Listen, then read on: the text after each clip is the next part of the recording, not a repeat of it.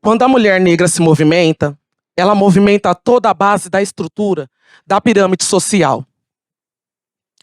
Essa frase, ela foi dita por Angela Davis, filósofa e ativista social, reconhecida mundialmente por integrar o Partido Panteras Negras.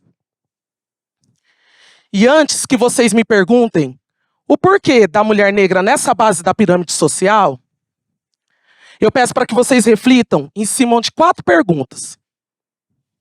Enquanto você estudava, quem cuidava da sua casa?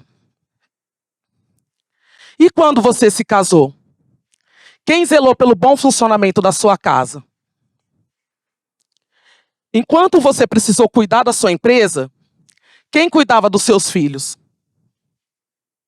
E quando seus filhos nasceram? Quem deu os primeiros cuidados? Eu não tenho dúvida que todas essas respostas foram uma mulher. Aí eu vou mais adiante e pergunto: qual era a cor dessa mulher? Negra, né? Ok. Eu fui uma dessas mulheres. A minha mãe, a minha avó também foram uma dessas mulheres. E à medida em que eu for falando aqui com vocês, eu peço para que vocês reflitam aonde estavam as mães e as avós de vocês nesse momento. As irmãs da minha mãe também foram uma dessas mulheres. Mesmo uma delas tendo sido graduada em Direito, ela estava lá. Bom, eu comecei a ruptura dessa condição no ano de 2003. Eu me formei no magistério e me tornei professora de ensino fundamental. A ideia era lecionar para que, com o salário de professora, eu conseguisse custear o meu curso na faculdade de Direito. São José do Rio Preto não possuía universidade estadual nem federal de Direito. Teoricamente, a minha mãe não teria condições de me manter estudando fora.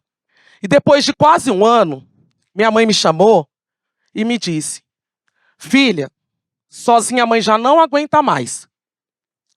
E com os olhos cheios de lágrima, ela me disse: você vai precisar arrumar um trabalho como empregada doméstica. Naquele momento, eu me tornei estatística. Naquele momento, eu passei a fazer parte de 20% das mulheres negras no mercado de trabalho que preenchem cargos como trabalhador doméstico. E isso explica muito a frase que eu trouxe no início, que traz os reflexos da invisibilidade dessa mulher negra, nos mostrando que, estatisticamente, a mulher negra, segundo os dados do IBGE, recebe 57% a menos do que o homem branco, 42% a menos do que a mulher branca e 14% a menos que o homem negro. Isso quando pensamos na empregabilidade. Nós estamos num país onde as pessoas negras são as últimas a serem admitidas. E diante de uma crise, elas são as primeiras a serem demitidas. No Brasil, no ano de 2022, as mulheres que mais sofreram violência foram as mulheres negras, de baixa escolaridade e idade reprodutiva. 21,5 milhões de mulheres acima dos 16 anos já sofreram algum tipo de violência misógina.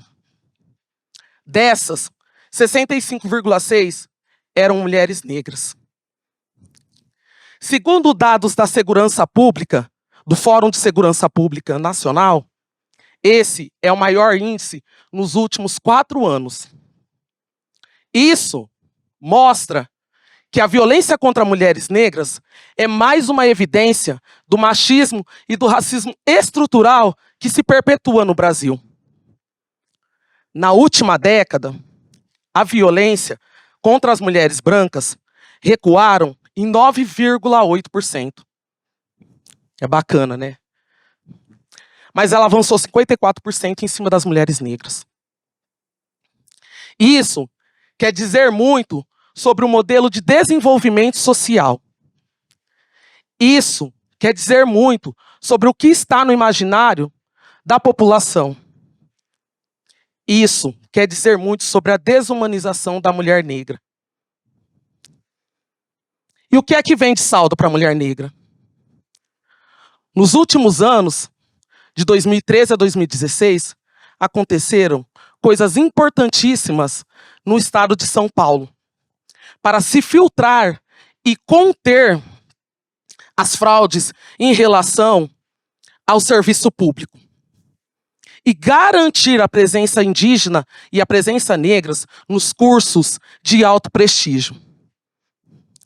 Porque as nossas ausências no poder executivo, no poder legislativo e no poder judiciário deseduca toda a população brasileira. Quando a minha mãe disse que eu precisava encontrar um trabalho como doméstica, por incrível que pareça, eu não tive nenhuma dificuldade de encontrar.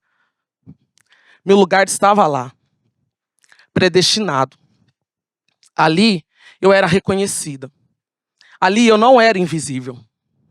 Ali elas me reconheciam. Aos 19 anos de idade, eu comecei o meu primeiro emprego. Era empregada doméstica. E de carteira assinada, hein? Bom, certo dia, a minha patroa saiu e deixou o computador dela ligado em casa. Era a época de inscrição do ProUni. Era próximo ao horário do almoço. E eu, no intuito de me valer desse benefício do governo, iniciei a minha inscrição. A inscrição era extensa, já era próximo ao horário do almoço. Quando eu percebi o portão se abrindo, eu saí correndo para a cozinha. 3 dias depois, a minha patroa me chamou. Naquele momento, o meu coração começou a palpitar. Na minha cabeça, eu imaginava. Ela descobriu que eu mexi no computador.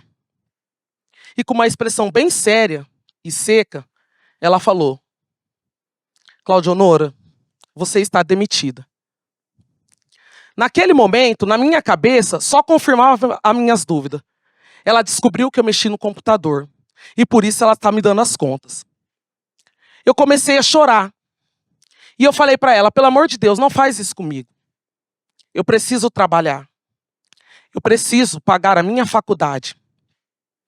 Ela continuou e dizia, eu estou te indicando para trabalhar na conveniência de uma amiga minha. Ela falou, tá tudo certo. Você só vai lá, a vaga já é tua. Você só vai lá e vai fazer uma entrevista. Sem ter nenhuma experiência, eu fui. Eu fui com muito medo, mas eu fui.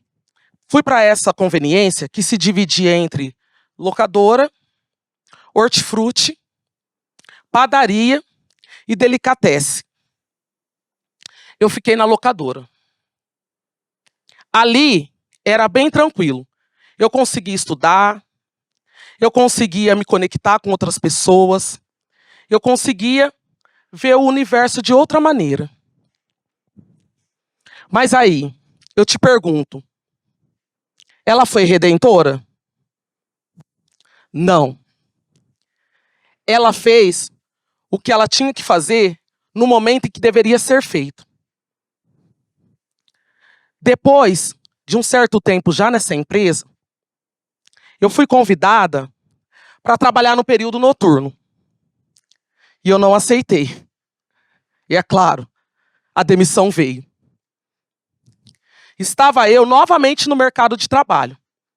Eu já tinha uma certa experiência e achei que eu não teria problema nenhum, que rapidamente eu seria inserida novamente no emprego.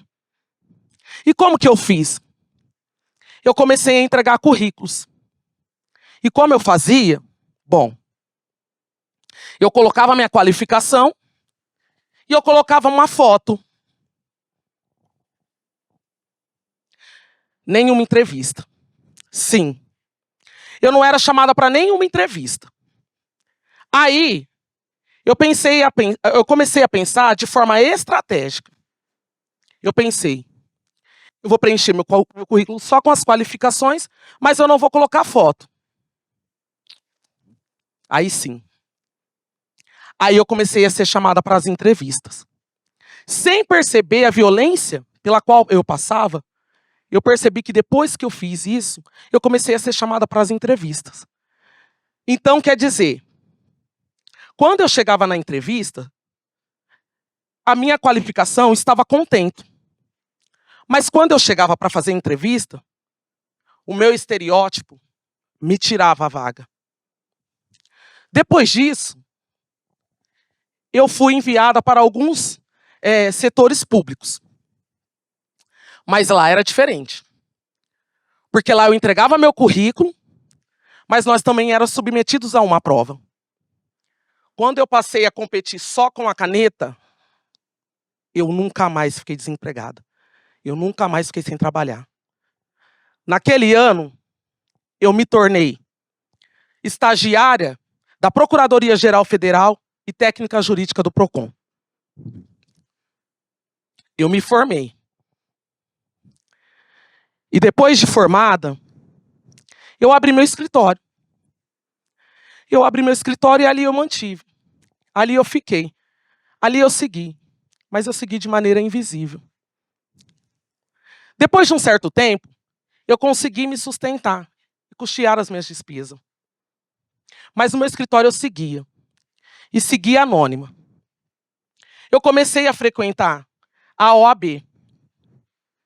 Mas eu não me reconhecia naquele espaço. Lá eu não via os meus pares. Mesmo assim, entre uma palestra e outra, eu estava lá. Aquele lugar era constituído, majoritariamente, por homens brancos, héteros e de classe média alta. O pacto narcísico da branquitude estava evidente ali. Logo depois, num tempo, eu comecei a participar de um grupo de mulheres advogadas. E passei a fazer parte de maneira bem modesta dessa instituição. Mas num dia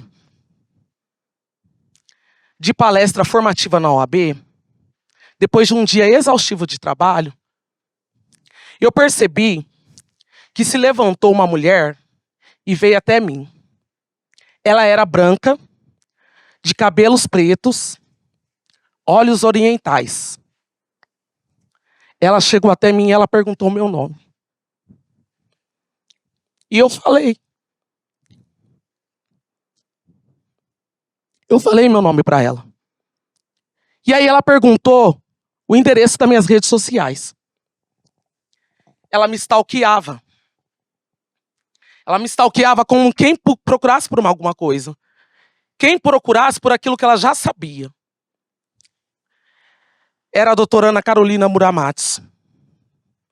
Ativista contra as desigualdades raciais. Advogada. Com menos de 5 anos de inscrição. Mas de uma força avassaladora. Ana Carolina me chamou para participar de uma conferência em Goiânia. Nós nos aproximamos. No dia 25 de julho de 2023, dia em que se celebra o Dia Internacional da Mulher Negra, Latino-Americana e Caribenha, ela começou uma movimentação como quem pedisse para que me desse o microfone. Ela bateu em todos os campos da cidade, pedindo para que me deixassem falar. Naquele ano, eu palestrei pela primeira vez na OAB. Naquele ano, eu palestrei no terminal rodoviário. Naquele ano, eu participei da primeira banca de advogados e advogadas negras aqui na subseção da OAB. Naquele ano, eu dei a minha primeira palestra aqui na Faceres. Em uma reunião da diretoria da OAB, questionaram: quantos anos ela tem de inscrição? Aí, a secretária-geral da OAB, doutora Nayara Ferreira, disse: ela tem 11 anos. E aí perguntaram: mas onde ela estava? E aí eu respondo: eu estava aqui. Eu sempre estive aqui. Mas eu era invisibilizada. Nos últimos 365 dias do ano, eu me tornei líder do Comitê de Igualdade Racial do Grupo Mulheres do Brasil e presidente do Conselho Municipal AF. Alguém olhou para mim e viu o potencial. É claro que eu permaneci porque eu me propus a fazer aquilo que eu faço com excelência. Porque nós temos essa excelência. Porque nós somos essa excelência. Nós somos os precursores da matemática, da medicina. Foi de lá que vieram, dos povos africanos. Mas você é uma privilegiada. Não. Eu não sou uma privilegiada. Não sou eu, a maioria que ocupa esses espaços. Não somos nós, as pessoas que estão nesses lugares. É preciso tirar essas pessoas da invisibilidade. O que eu estou fazendo é movimentando essa base da pirâmide social. Eu estou rompendo com essa bolha. Se vocês perceberem, todos os grandes saltos que eu dei na minha vida vieram por meio de uma oportunidade. E oportunidade de pessoas como vocês. Então, comecem a se incomodar com a falta de pessoas negras do lado de vocês. Comecem a se incomodar com a falta de mulheres negras nesses lugares. Tirem ela da invisibilidade. Parem de se sentir à vontade com elas nos espaços de servidão, nos espaços de doméstica. Elas têm toda a qualificação, toda a excelência para estar aqui. Elas têm toda a qualificação e toda a excelência para estar ali. Já dizia Viola Davis, a única coisa que diferencia a mulher negra de qualquer outra mulher é a oportunidade. Deem oportunidade. Tirem ela da invisibilidade, porque elas têm total condições de estar aí. Elas têm total condições de estar aqui. E só assim nós vamos conseguir evoluir enquanto nação. Enquanto isso, sigamos.